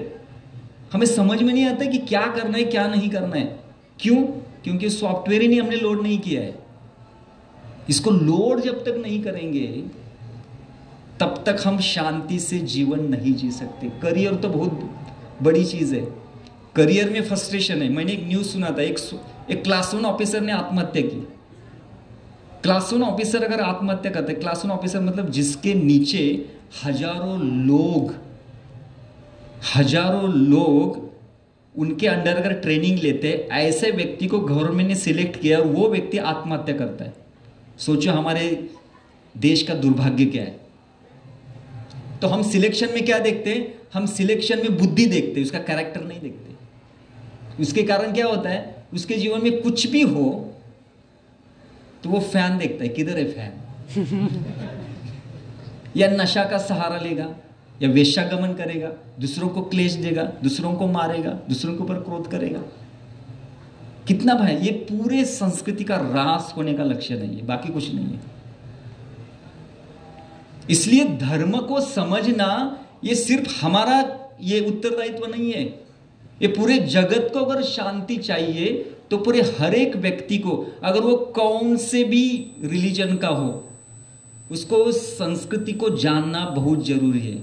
और धर्म वो ऐसे नारियल के समान, मतलब धर्म जैसे नारियल का ऊपर का भाग उस पानी को, अंदर के उस भाग को प्रोटेक्ट करता है ना, वैसे धर्म संस्कृति को प्रोटेक्ट करता है, रक्षा करता है। इसलिए धर्म न हो तो संस्कृति नहीं रहेगी। और आज हम इस जगत में, पूरा जगत का अगर हम पूरा नक्शा को अगर लेंगे तो आज हम देखते हैं कि इस जगत में संस्कृति का ह्रास होते जा रहा है। क्यों? धर्म ही नहीं है। इसलिए धर्म की रक्षा करना बहुत जरूरी है। और तीसरा उन्होंने बताया कि शरीर, मन और आत्मा को संतुलित करने का वाहन है।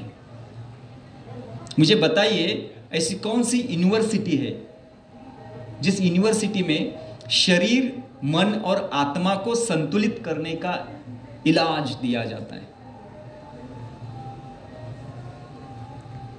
है कोई यूनिवर्सिटी? कोई नहीं। जो मेरे पास है, मेरे पास शरीर है, मेरे पास मन है और मेरे पास आत्मा है, बल्कि मैं ही आत्मा हूं, ये तो किनको पता ही नहीं है। तो जो मेरे पास है उसके बारे में कोई व्यक्ति हमें पढ़ाता नहीं है। और उसका संतुलन, हमारा शास्त्र तो कहता है सवे पुंसा परो धर्मो यतोर भक्ति अधोक्षजे अहेतु की अप्रतियता ये आत्मा सुप्रसिद्धि। शरीर, मन और आत्मा का संतुलन भक्ति के द्वारा अपने आप होता है। और धर्म को भूल जाने के लिए हम गए हैं, इसके कारण हम भक्ति को भी भूल गए और भक्ति को हम अंधश्रद्धा मानते हैं। इतना भयानक अपने जीवन में, मतलब भक्ति को छोड़ के हम जीते हैं, ये बहुत बड़ा भयानक धोखा हमारे साथ हुआ है, बहुत बड़ा भयानक धोखा है। और भक्ति को अंधश्रद्धा के नाम से उसको, मतलब उसको टाइटल क्या दिया है? भक्ति यानी अंधश्रद्धा। ये कोई ये ऐरे गए, मतलब ये जो काम से गए लोग हैं ना, गुजरे हैं, जो बूढ़े हो गए, ऐसे लोगों के लिए भक्ति दी गई है। जीवन में सब कुछ करो, सब करने के बाद आपको आंखों को दिखता नहीं, दांत गए हैं, अभी कान से सुनता नहीं है, चलने नहीं आता, फिर बोलो हरे कृष्णा हरे राम। ऐसा नहीं है, ऐसा नहीं है। हमें शुरुआत से हमें ये सीखना है। तो यहाँ पे शरीर, मन को, आत्मा को संतुलित करने का तरीका धर्म में बताया गया है, वो धर्म की व्याख्या है। और लास्ट में इन्होंने कहा कि dharma means to know God and to serve God. Actually धर्म की व्याख्या ये है, धर्मस्तु साक्षात भगवत प्रणीतम। शास्त्र ये कहता है कि धर्म की व्याख्या ये है कि भगवान को जानो और भगवान की सेवा करो। जब तक हम ये भगवान जो व्यक्ति है इनको जानेंगे नहीं और उनकी सेवा नहीं करेंगे, इसको ही भक्ति कहा है। भक्ति के द्वारा हम भगवान को जानते हैं और भक्ति के द्वारा हम भगवान की सेवा करते हैं। और इसको धर्म कहा गया है, इसको ही संस्कृति कहा गया है। शिवाजी महाराज अपने जीवन में वो भक्ति करते थे।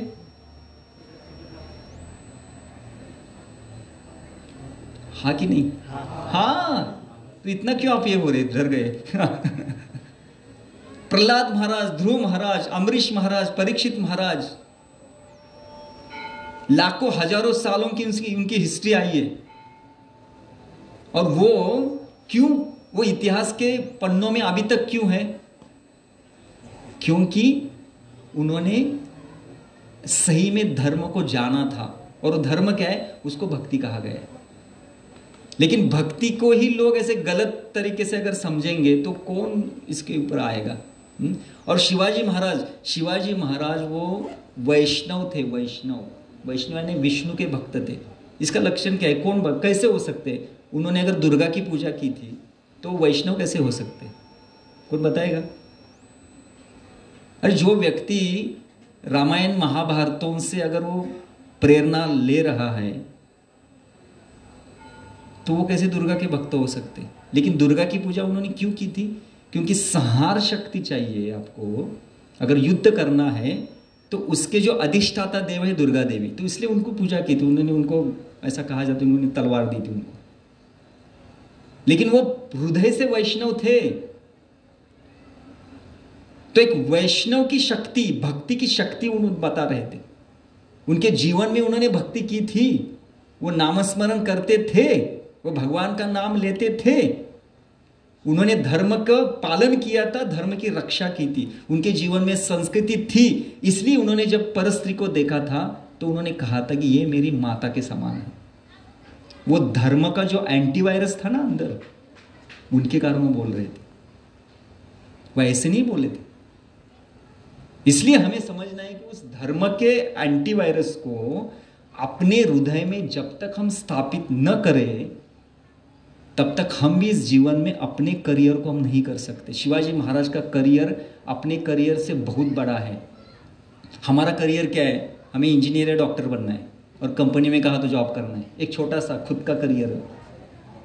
शिवाजी महाराज जी ने ऐसे कई इंजीनियरों को, अब वहाँ पहले वो नहीं थे लेकिन उनका वहाँ पे जो भी प्रोफेशन था उनको स्वराज्य स्थापित करके दिया। उनका करियर देखो, लेकिन कैसे किया, उनको यश कैसे मिला? क्योंकि उनके पास वो कैरेक्टर था। तो गीता, भगवत गीता, भागवत और रामायण ये हमें करियर के बारे में नहीं बता सकते, लेकिन करियर को जो सपोर्ट करने वाला जो एंटीवायरस है उसको कैरेक्टर कहा जाता है। कैरेक्टर को चरित्र कहा जाता है। जब तक हमारा चरित्र बनता नहीं है तब तक हम करियर को अच्छी तरह से नहीं बना सकते। आज आपके पास, आपने कितनी बार ऐसे न्यूज़ सुनी है कि लाखों करोड़पति लोग हैं लेकिन जीवन में वो संतुष्ट नहीं है। अभी संतुष्टि किस में आती है? कैरेक्टर में आती है कि नहीं? कल्चर में आती है कि नहीं?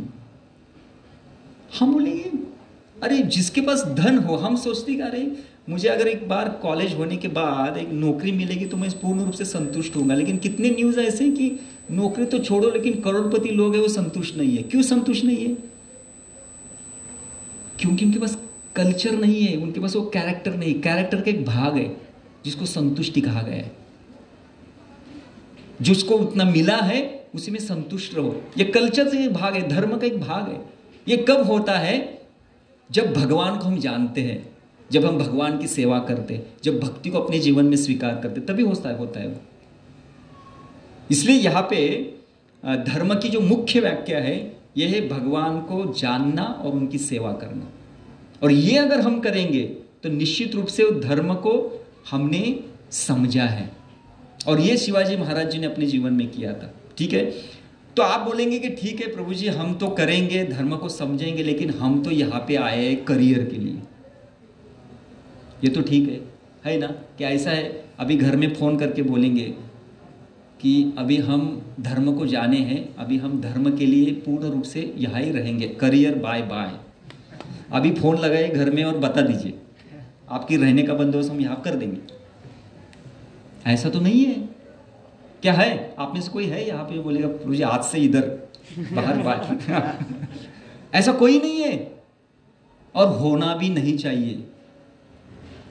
हमें शिवाजी महाराज जी जैसा जीवन जीना है। क्योंकि शिवाजी महाराज जब तुकाराम महाराज जी के पास गए थे, बोले मुझे सब कुछ छोड़ना है, आपके चरणों में रहना है, मैं भी अभी विठ्ठल विठ्ठल विठ्ठल विठ्ठल विठ्ठल विठ्ठल करूंगा।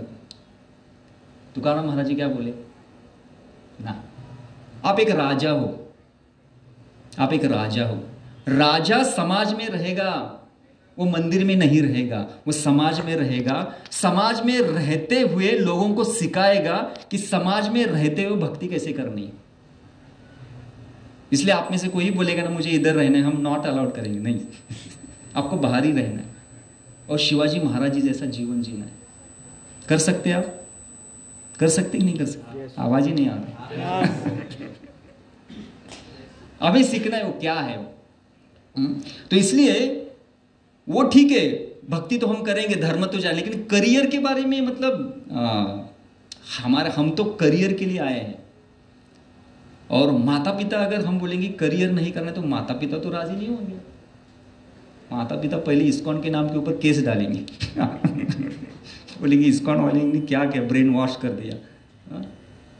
तो करियर के लिए, तो हमें करियर को नहीं छोड़ना है, हमें करियर को नहीं छोड़ना है, हमें करियर को करना है।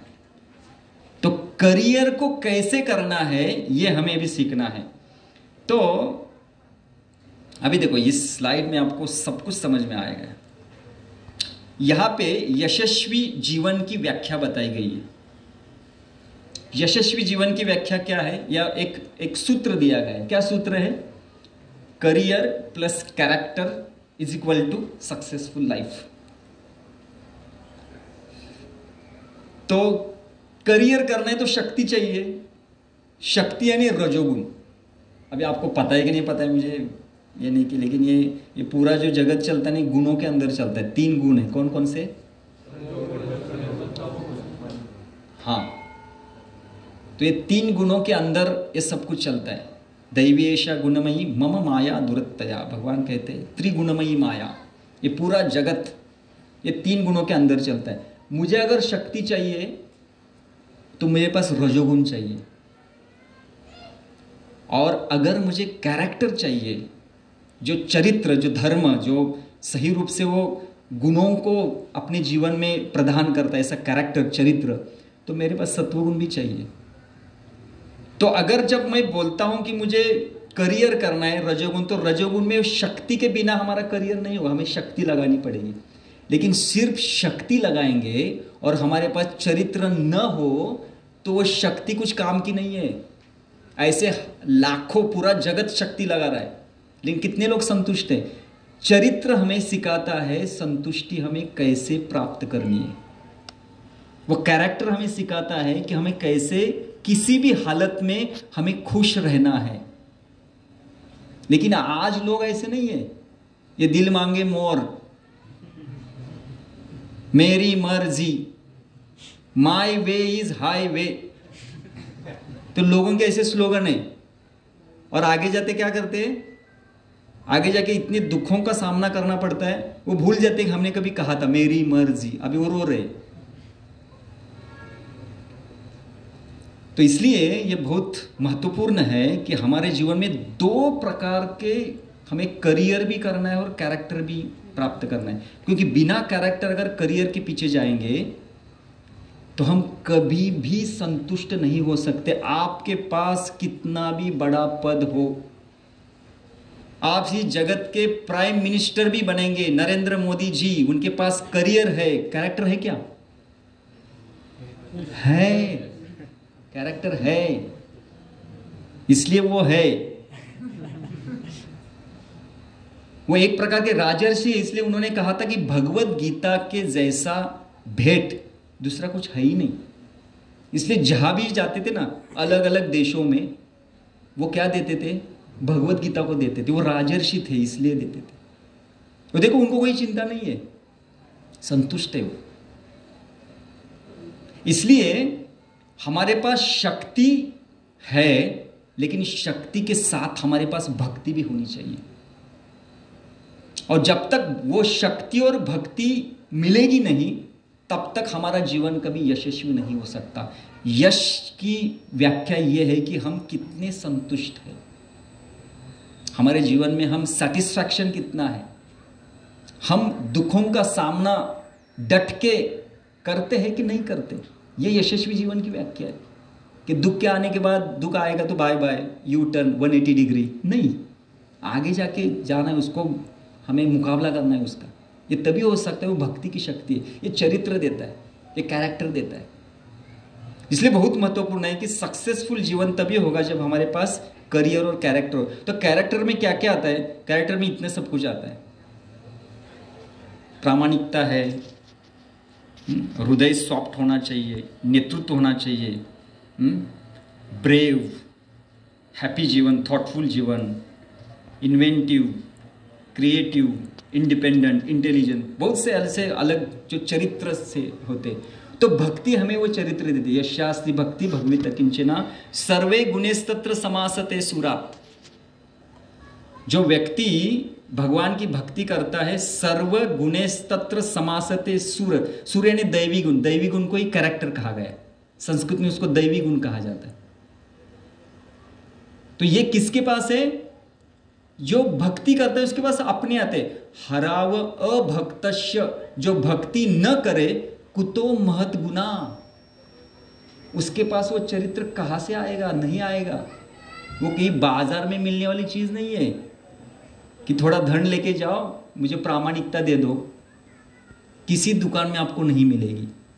ये सिर्फ भक्ति के द्वारा हमें मिलता है। इसलिए शक्ति और भक्ति एक होती है, तभी हमारा यशस्वी जीवन होता है। और वो जो चरित्र, जब चरित्र बनता है तो करियर अपने आप बनता है, क्योंकि कैरेक्टर जो चरित्र है वो करियर से भागने के लिए हमें ये नहीं देता है। चरित्र हमें बताता है कि करियर का डट के सामना करना चाहिए। तो जिसके पास वो चरित्र है वो करियर अच्छी तरह से कर सकता है। ठीक है, तो अभी इस कैरेक्टर